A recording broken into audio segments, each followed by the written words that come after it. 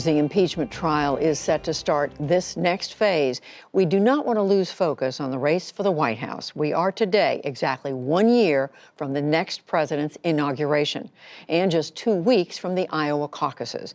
But as Amna Nawaz reports, in South Carolina today, a show of unity among the Democratic contenders hides deeper divisions on the trail.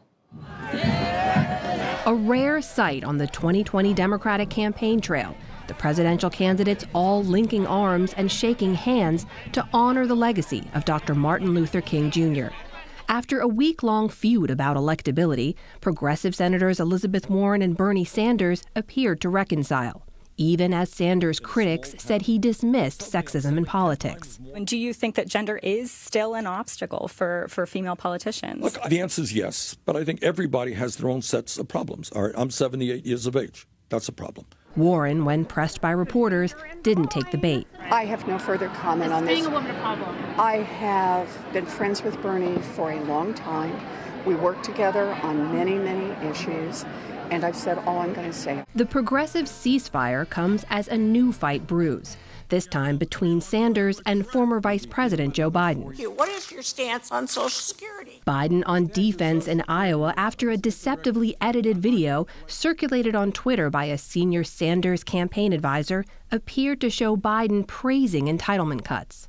Paul Ryan was correct. When he did the tax code, what's the first thing he decided we had to go after? Social Security and Medicare. The full 2018 speech shows Biden was actually mocking Ryan, then the Speaker of the House. On Saturday, Biden accused the Sanders campaign of misleading voters. I have been a gigantic supporter of Social Security from the beginning. It's a flat lie. They've acknowledged that this is a doctored tape, and I think it's beneath, and I'm looking for his campaign to come forward and disown it. But Sanders didn't back down from the attack. That's not true. And I think all of the media who has looked at it, it was not doctored. It was what it is. And suggested Biden was the one not being truthful. And on the issue of Social Security, time and time again, Joe Biden has been clear in supporting cuts to Social Security. In this final push before the Iowa caucuses, other candidates urged Democrats to stay united.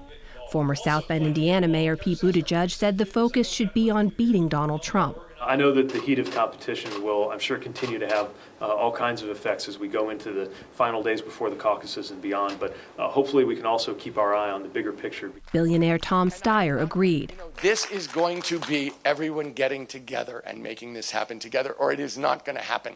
With just 2 weeks before the crucial first-in-the-nation contest, over half of Iowans remain undecided or open to changing their minds about a candidate. Even the New York Times editorial board was split on their endorsement. They backed both Warren and Minnesota Senator Amy Klobuchar on Sunday, declaring, quote, "May the best woman win." For the PBS NewsHour, I'm Amna Nawaz.